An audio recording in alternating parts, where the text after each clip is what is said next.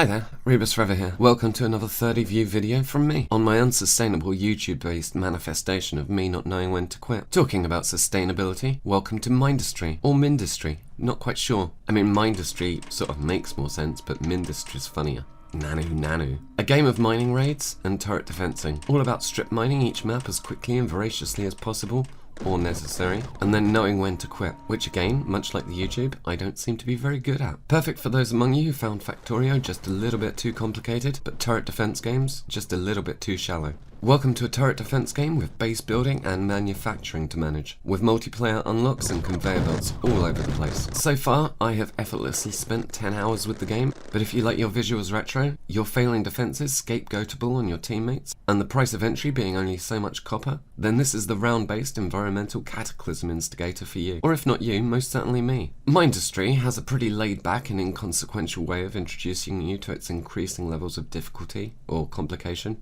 You are able to replay each map, improving on the number of resources you acquire on each run. Resources are required to unlock new equipment as well as the next missions, removing the standard progression of mission-based strategy games by allowing you to tackle whichever mission you currently have unlocked, with whatever tools you currently have, or more importantly allows the replaying of previous missions until you have unlocked all of the equipment you desire. Whilst the game still forces you to advance to unlock the more advanced equipment, these require resources not found on the earlier levels. I have spent a large chunk of my time so far trying to fit the earlier more advanced resource manufacturers into my networks without them bringing everything to a shuddering halt, as there are some resources like sand for instance that cannot be stored. So far anyway, only used in stages of manufacturing. If like me you make the mistake of getting some sand in your main feed, not an innuendo, expect a backlog, also not an innuendo. Don't be like me. Don't try and store sand. Regardless, so far this little game is doing everything right, with the right mix of everything being repeatable, which makes failing a nuisance rather than a deal breaker, and the progression removing the slightly tedious experience found in more traditional RTS games of old, where you might get stuck on one particular mission and be forced to repeat it over and over. At least in Mindustry, even if you are forced to beat a hasty retreat before the round you intended to leave on, at least you keep whatever you mined in the time you were playing. As said, this game requires you to harvest resources to unlock more advanced tech, or advance the campaign. You get as long as you need on each map, with the caveat that the time is split into turns. Each turn you will be attacked by increasingly powerful waves of opponents. These opponents will take the most direct route they can to your core, and they will generally do mischief to your stuff along the way. It's a nice touch that your builder unit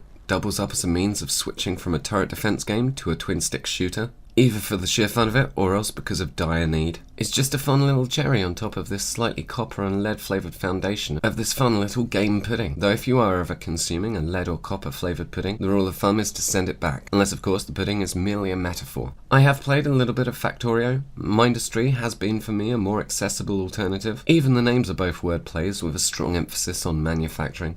I mean seriously, like Distant Worlds is a bit of a knockoff of Fallout, so Mindustry is a bit of a knockoff of Factorio. And like Distant Worlds, Mindustry for me is the more enjoyable experience. Compared to the thing I think it would be fair to say it was influenced by. That said, I don't think I gave Factorio enough of a chance, but I reckon by the time I have completed this, I will be far more likely to not make a mess. So if like me, Factorio makes fun of you and calls you a dummy when it sees you on public transport, but you have still always, like me, wanted to try and understand what makes them mean, because you think there might be something there that you would like beneath its cruel and mocking exterior, maybe just try hanging around with Mindustry instead. Mindustry was given to me by a buddy/viewer, thanks to them. I wishlisted it the moment I saw it on Steam. I was pretty certain I would like it. It turns out I can at least claim to be a good judge of my own interests, if not an effective source of opinion for any of you people. So yeah, check it out. Consider it for group players, since it isn't massively expensive. At less than £5, I think it's quite justifiable getting this together for a group. Certainly not like the crazy ask for a group to play Gears 5 or Strange Brigade. Seriously, if your game requires co-op gameplay, stop charging £50 for your games. If a game's mechanics require multiplayer, the total cost of a group buying the game should be considered a better indication of the actual cost. If you need 4 copies to get a game going, your game doesn't really cost £50. Anywho, this feels like something a better maker of videos would have put somewhere in the actual review. Still, I suppose you get what you pay for.